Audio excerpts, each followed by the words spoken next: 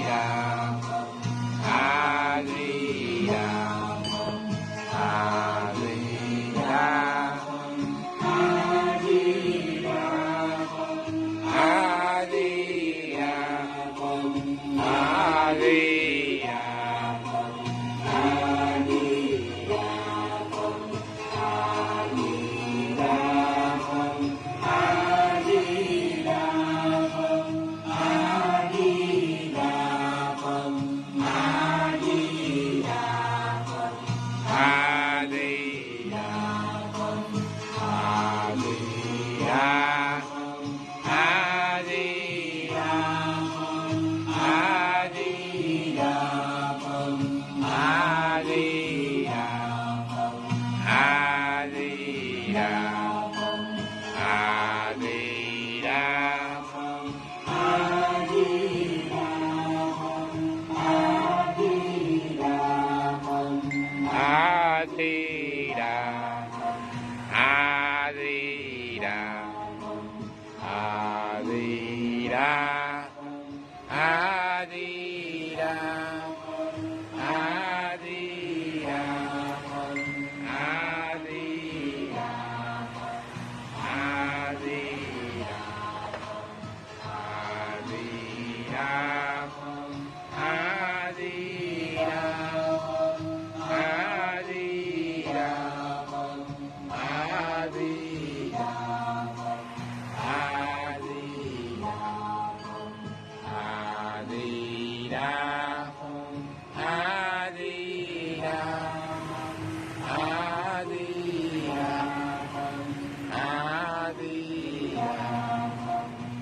Đà